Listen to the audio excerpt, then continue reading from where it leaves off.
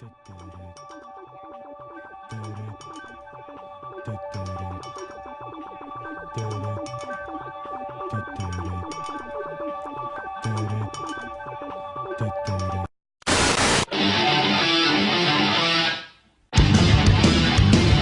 in my eyes, what do you see? The cult of personality.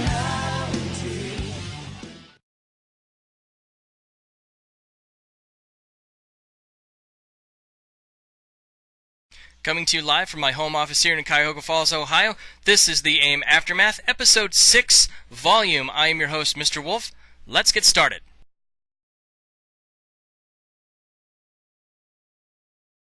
Now, your teacher only has a handful of minutes to present the material. You're sitting there in class, and you're listening to them go on and on about this topic of volume. So, what do you need in your notes? Well, if you followed me earlier in perimeter and area, you're going to see the same thing for this one. So if you're sitting in class and the teacher is going on and on about volume, the things you need to point out and put in those notes are the terms, the definitions, a picture, the formula, and the example of everything put together, so you know when it comes to it next time, you'll be able to do it using that example.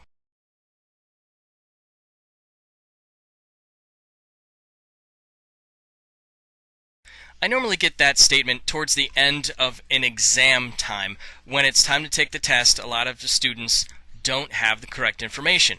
Normally when I go to that student, I ask them, well, why don't you have that particular information in your notes? And they normally say, well, the teacher goes too fast. Well, if that happens during a class, the teacher, again, only has a certain amount of time to present the material, give you the examples, and set you on your way with the homework so you can then get the knowledge needed to eventually take a test. If you have that happen where it goes too fast for you, put your hand up. Have them slow down. Have them review it. If that doesn't work, if you're too shy, too embarrassed, too proud to answer, ask questions during the class, come up afterwards as the class is leaving. Or if there's a time where you want to set a one-on-one or maybe a small group with that teacher to go over it one more time. You could even request, can I please have your notes, Mr. Wolf, or whomever your teacher is, to then have those in a folder so you're able to see them if it's too fast for you. That's going to be your best solution because, again, if you don't have the correct information, you won't be able to understand what's being asked of you on the test, you won't have the right notes to study over, and you won't do as well as you should on the assessment or on the test or even on any state-wide or district-wide assessments that you're going to see in the future. So again, guys, stop them. Ask those questions because if we don't know, we can't help. And here we go. The objectives of this lesson is to define volume and find the volume of different shapes like prism, sphere, cylinder, cone, pyramid, and not listed, cube. As a quick review, perimeter, the distance around a two-dimensional shape measured in units. Area, the amount of space a two-dimensional shape takes up. Measure in square units. Volume is the amount of space a three-dimensional shape takes up, measured in cubic units. Volume of a cube. Formula, V equals S cubed. Example, find the volume of a cube with the side length of 5. What you would do then is multiply 5 3 times, or cube it using your calculator. Fans of The Notebook or Titanic knows this real-life example, a tissue box.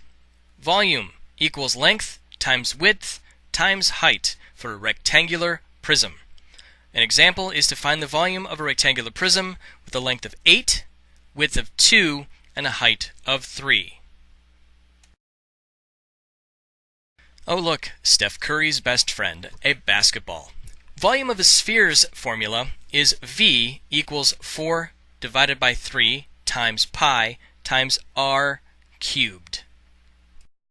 Your example is to find the volume of a sphere with a radius of 3.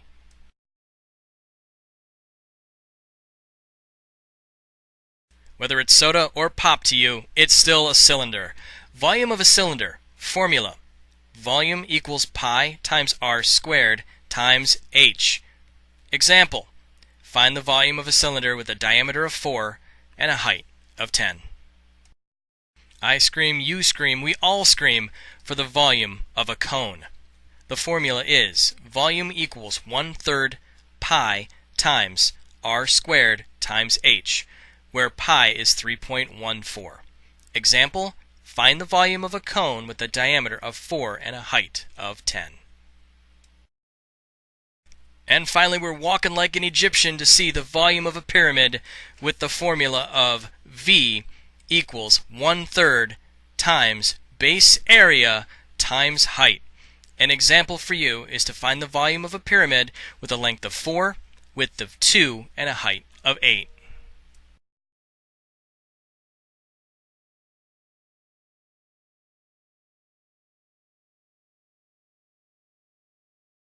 Alright, same for area, same for perimeter, it's also the same for volume. Make sure once again in your notebook you have the term, the definition, a picture, the formula, and either a teacher-led example or student-led example, or if you choose, both. So, as we are going back through the volume lesson, let's make sure you have all of those down.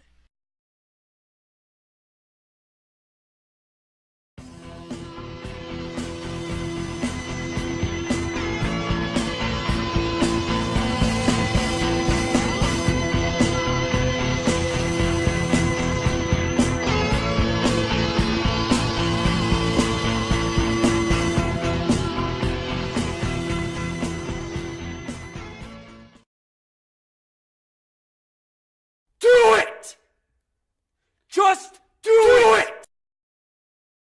Emphatically, that's the next step. So once you get your assignment, go in and go step by step. Look at the question to see what type you need to look up, what shape you need to look up, what formula, and then use those examples you were given by the teacher or through a student-led example, and go in each one and mirror that example for the questions you have.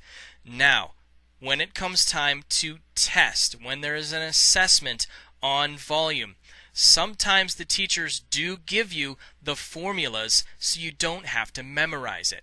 Now, here is the case though if you have a teacher or a district that still needs you to memorize these.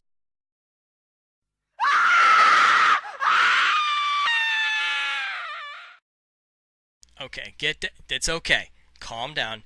They're flashcards. They're not that big a deal. You can go to a dollar store, you could go to Walmart, you could go to Target and find note cards. Very easy to get, 50 cents, dollar, doesn't have to have lines on it or not. All you would need to do is put on the very front of it the term. And on the back, you can have either the formula or the definition or an example or all three. And that's going to give you the best way to study these if, again, your teacher has you still memorizing these formulas. Again, some of them won't, but it's always nice to check with your teacher first to see which one they are going to use. If, again, you are needing to memorize these formulas, that's going to be the best way to go. Now, here's how you learn these. What you would do is you would take the pile and read the front. If you get it, put it on the left-hand side. If you don't know the formula, you didn't get it the first time, put it on a different pile. Put it on the right. And then once you have gone through that whole entire pile, go in and just work on the ones you don't know. And then keep adding them to the pile of the ones you do know. Have yourself do it 1 or 2 more times. Then have somebody you trust, an adult, a sister, a brother, an aunt, an uncle, whomever you live with, have them put it in front of you and see if you can get them rapid fire and do the same thing again. Left hand side, the ones you got right. Right hand side, the ones you've gotten wrong. And then go through them for a final time to see if that will work for you. Once again, this is only if your school district, your teachers, still have you memorizing the formulas.